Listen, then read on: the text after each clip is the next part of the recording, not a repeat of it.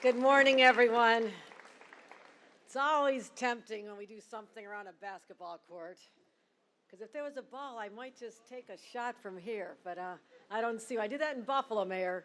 I was at a community center on our Day of Healing in Buffalo, bringing together the community in the aftermath of the shooting, and it happened to be on a basketball court. Once I took my jacket off, I just laid it up, so I just want to say, you know, not trying to challenge anybody here, but I am a little bit competitive, or I wouldn't be in this business, actually. Great to see everybody. First of all, to have our mayor here, who I'll introduce in a couple minutes. Partnership matters. And what we're seeing with NYCHA is perhaps the first time in history where you really have this shared objective of lifting people up who live in NYCHA housing. They deserve the best.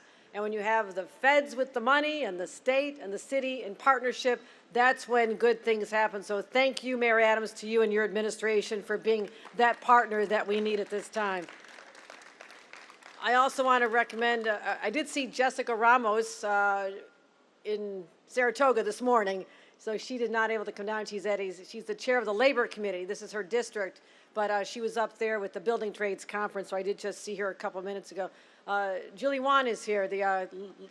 Thank you, Julie. Oh, who's this? Who's this?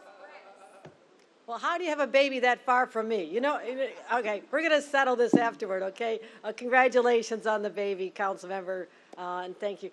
Doreen Harris, who's our resident visionary at NYCHA, making great things happen every single day. Thank you for all you do, for all the great ideas. I mean, we could just continue on with the status quo, but you're always pushing your team the way I want them pushed, and that is to innovate new ideas, and that's what we're going to be talking about in a couple of minutes.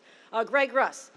Greg, we've seen you at some amazing events as we talk about transforming people's lives through building a first ever trust fund. So there's money for repairs going on for generations. You were at the forefront of that, Greg, and thank you as the NYCHA chair. And Justin Driscoll, the head of NYPA. NYPA, energy source, but when I need it, it's a great source of money for projects like this. So Justin, thank you. And Annie Cotton Morris. Let's give Annie a round of applause, our president of the Woodsize Houses Tenant Association. Thank you, Annie. So I have some good news that's going to benefit both our NYCHA residents and our environment. Okay, that's a good day. If you've been outside lately, it's a little hot, but I'm reminded about extreme weather. It was just about 11 months ago, because I was a brand new governor, when we saw the effect of Hurricane Ida on this community and communities nearby. No one could have foreseen that we would have more hurricanes in New York City than Florida had last year, that we'd see our communities battered and houses flooded, and the desperation as I walk those streets day after day after day. So we have seen the ravages of climate change right here in Woodside and East Elmhurst and our neighboring communities right here. So this is not some conceptual idea that things are going to get bad someday. Things are bad right now. And let's just start acknowledging that. We are the first generation to really feel the effects of climate change, and we are the last generation that can do something about it. That's what we're continuing to focus on here in New York State with our nation-leading climate agenda. So we have goals that are bold. We want 70% renewables by the year 2030. Sounds like a long way, but 2030 is right around the corner. But we are getting to those numbers. Well, I think we'll hit that even earlier. And 85% of emissions reduced by 2035. So we're getting there. But now we have to look at our buildings. What's going on in our buildings? We're upgrading building codes, replacing old fossil fuel infrastructure with clean energy systems, and making sure that our laborers, unionized labor, are the ones working on these projects as well. And one more thing I need to make a pitch for. A $4.2 billion bond act on the ballot this November. And why is that important? Because that is going to free up the money we need for the next generation to continue investing in clean energy initiatives as well as building up resiliency. What does resiliency mean? It means protecting you, your families, and your businesses from the ravages of climate change, the storms, the flooding, the rain, and that's what we're going to continue doing as well. So we're also investing in offshore wind. We have so many projects, but we're here today to talk about prioritizing green investments in public housing. No one has focused on this before. No one has done this before. So we're also, because we're investing in communities that have been systematically ignored. The buildings go up, the people go in them, and all of a sudden people on the outside, like, doesn't matter what happens there. Guess what? It does matter. It matters to the mayor, it matters to myself, and everybody sitting here. It does matter. And so we're taking steps to improve the indoor air quality in public housing. That's what this is about. And in the process, we're going to spur innovation for brand new technologies here in New York that the rest of the nation will be looking at. So I'm excited about that because today we're announcing the Power Authority and NYCHA and the state are making a $70 million investment to decarbonize buildings by using electric heat pump technology. And I'm going to explain to you what that is in a couple minutes. You're going to be an expert on electric heat pump technology before you leave here today. But I'll give you a clue. It looks like that. So creating a healthier, cleaner air environment for NYCHA residents and making contributions to protect our planet, this is a good day. And what we're going to do is to achieve our goals by transitioning to fossil-free sources of heating while addressing heating and cooling initiatives in our buildings. And what we did, how we get that? We decided to launch a competition. As I mentioned, I'm a little bit competitive, right? I love competitions. We announced in December a competition called the state's Clean Heat for All challenge that we launched. And we did it because we wanted the private sector to help us come up with how we would do what we want to do. We didn't have all the answers. We knew who to ask, and we put forth this competition. And as a result, industry and manufacturers have a competition to have a new design for a heat pump that can be deployed for the first time right here in NYCHA housing. And that's what we're so excited about. So yeah, I asked you, what's a heat pump anyhow? I ask all these questions. And I said, why isn't it a heat and cooling pump, right? It should be called a heating and cooling pump because it does both. So I just want to put that out there. I would call it more than just a heat pump. It's a heating and cooling pump. Maybe I can make that happen. But what it does is it provides cool air in the summer and heat in the winter. But right now the technology is too expensive and it's not available and it's not a good use of our resources. So let's re-innovate to get a better product that makes sense. So we'll be able to have residents control the temperature in their own units. That's a radical idea for NYCHA residents, is it not? Because you're always too hot, you're too cold, you're opening up the windows in the wintertime when it gets too hot, you're like, what is going on here? So we're giving the power back to the people and saying, yes, you can have control because if it's too cold for your little baby or your seniors are getting a little too hot, whatever it is, you can now have control over it. So this is important to me. This is important to me that people feel empowered over their own lives, and that's what we're talking about. So we're focusing on that, and you're also going to make sure that we focus on quality of life issues as well. And this is a big milestone. We're going to continue focusing not just here at Woodside Houses, but we're going to be selecting a number of homes right here that'll be installed over the next few weeks. And eventually, we're going to have this in over 30,000 units. 30,000 units in our first wave as soon as this is developed. And what we're talking about, developing this technology, and I want it built here in New York. Greg and I were just talking about this. Doreen knows this. Where are we going to build this? I'm not having this built in China, just telling you right now. I want it built right here, not just in the United States. I want this built in New York State. This is what we should be doing, is creating jobs to manufacture these technologies, and let's get that done. So we've had firms selected. Doreen will mention the names and what they're doing, but this is also going to reduce greenhouse emissions as well.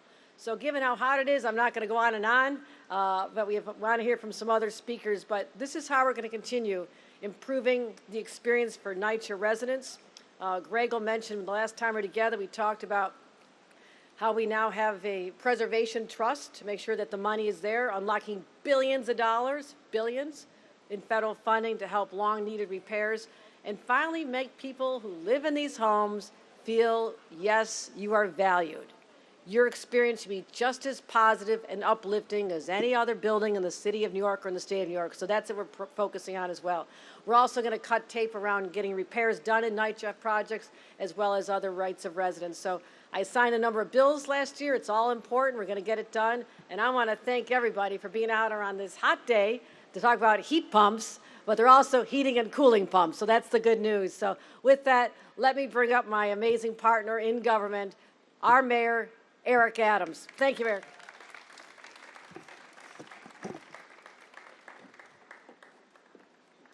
I'll find you a basketball.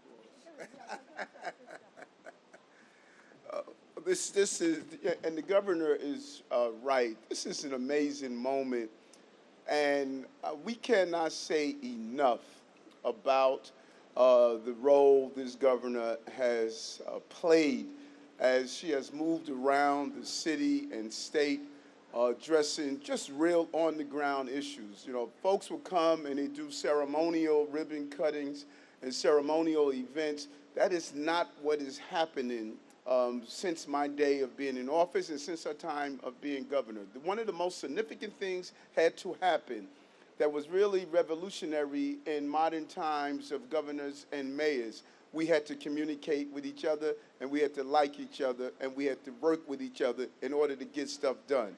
That's what we're doing. These two devices and innovations, you know, there's a biblical moment that the first would be last and the last would be first. Historically, NYCHA has always been last. Last in technology, last in evolution, last in changes, last in repairs, last in the resources that are coming from Albany. You are now first. You're first because of Brother Greg Russ and how we put in place the important land trust. That is going to change the game. You're first in this new technology. I don't have this in my home, but you're going to have it in your home. You're first in the repairs that you're going to see on NYCHA. We promised from the beginning that you would not be left behind as NYCHA residents. You have been abandoned, denied, and left behind for far so long. I walked through the NYCHA establishment and saw the dripping pipes every year responding to heat being out during the winter, the coldest days of the year, pipes freezing, and the whole destruction of the heating system. We saw what happened in Red Hook. We saw what happened in the Gowanus. We see what happens even here. That is what we're moving for. We're laser focused on the 400,000 plus tenants and residents that live in NYCHA, and how do we bring the quality of living that you deserve. This is only one of many initiatives that we are going to continue to push through, and I know there's a lot of distrust because you've been there for so long of seeing how government has failed. Trust me, this partnership is not going to fail.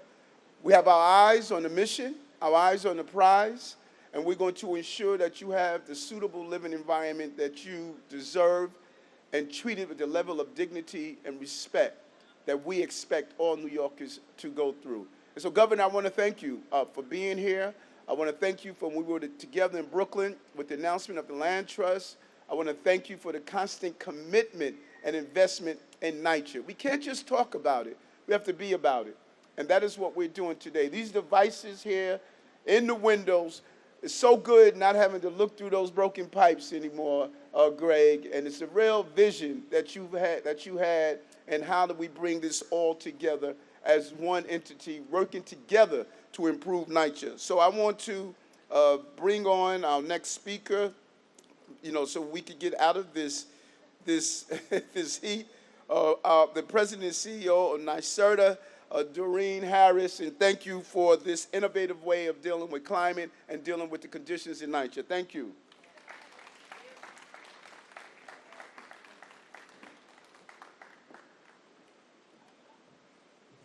Good morning, everyone. What a pleasure it is to be here representing the state's Clean Energy Agency.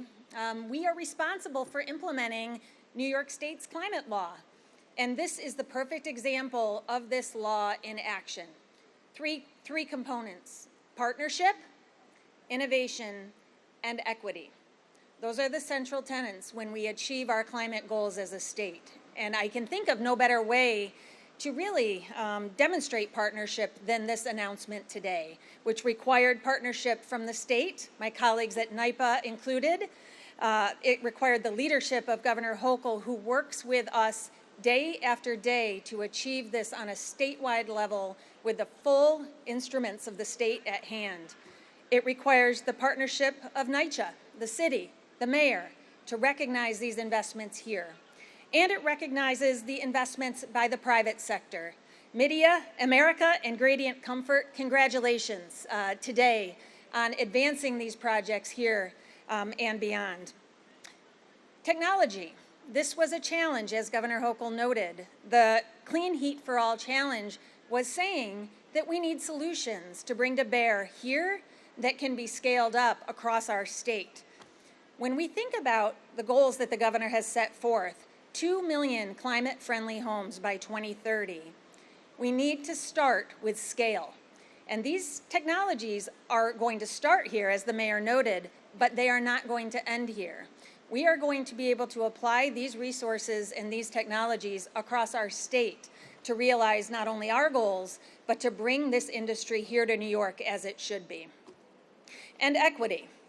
Equity is a central component of the Climate Act because it is not the case that we can always do what we always used to do when we talk about these transitions. And that's why starting here, as the mayor noted, is the most critical part of it all, that we need to invest in places like NYCHA housing. We need to realize the benefits here, perhaps more so than other places, because of the fact that these communities have not always been served in the same way as others. And so when we meet these commitments and all of these pieces come together, this is why New York is a leader, not only in the fight against climate change, but the responsible advancement of the developments that are necessary to achieve it. And so these window units are the beginning of this opportunity as I see it, and I'm thrilled to be here today representing the state in doing so. So with that, I'd like to introduce Greg Russ, my partner in advancing today's exciting announcement. Thank you.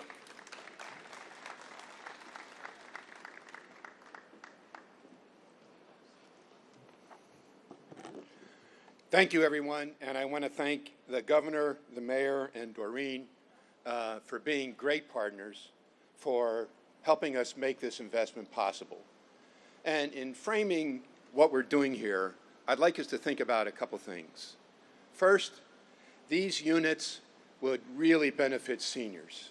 So many seniors in NYCHA properties cannot get out. Now you have heating and cooling.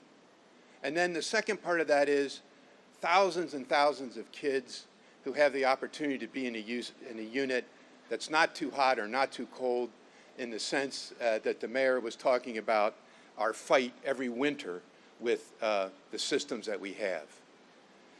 NYCHA must change every single piece of equipment that it currently has. We can no longer rely on these ship-based boilers, which in fact, if you go back, were designed to run hot with the windows open. And that was 80 years ago. So we need to change that technology. And the other thing I want to say that both the mayor and the governor touched on, no pipes. That we have an electric unit, we have limited piping in the walls, we get rid of the distribution systems in the ground, and we create an entirely new energy environment and culture. And it's here at NYCHA. It's here in the units that benefit low-income families and seniors. And there are two other things I'd like to say that this is going to make possible. Both the governor, mayor, and Doreen alluded to this. This is step one. Step two is to think about how we engage in a discussion on the assembly and manufacture of components like this, and not just these systems, but the other kinds we'll be installing in the apartments as we improve them and make them livable. And step three is aggregation of resources.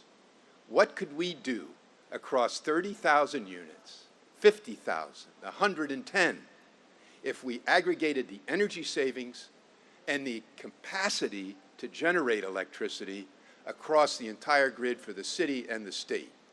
So this is really that door swinging open. This is really one of the biggest social investments we can make, and it's being made in the right place, in the homes of the folks who live here and have had to endure these conditions for so long. Over time, with the collaboration of the trust and the energy investments we see here, we will fix every apartment. And it'll be a place that everyone will be glad to come home to without worrying about whether it's too hot or too cold. And I want to thank all the partners for this. I especially want to thank my team led by Blada Kniff and so many other partners. There's at least 10 other folks who've been integral to this. Thank you so much. I appreciate it. And now I would like to introduce Annie Cotton Morris, the TA president, here at Woodside Homes.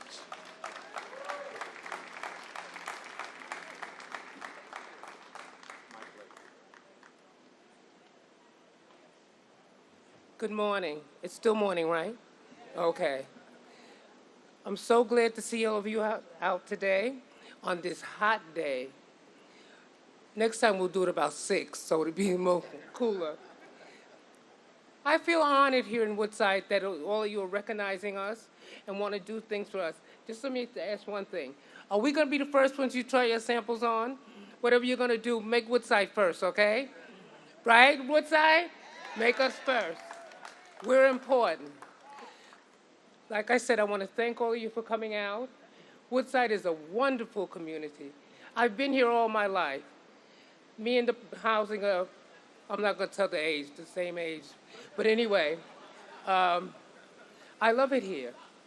I really do. The people are awesome. Anywhere you go, you're going to have a little bit of disturbance, but not in Woodside that as much as other places. So yeah, I know it's hot, and I don't want to hold you out here. It's really hot. So thank you all. And anything you could do for us or we could do for you, just call us and let us know. The police, I didn't recognize him at first with his hat on. But all of you, the people from Queensbridge that came out, not Queensbridge, yeah, Queensbridge and wherever you came from, thank you very much. I got to give this baby a break. So, well, I guess that's it. Anyone else have anything of importance to say? Thank you very much for coming out, and don't forget us. Oh, somebody gave you a basketball.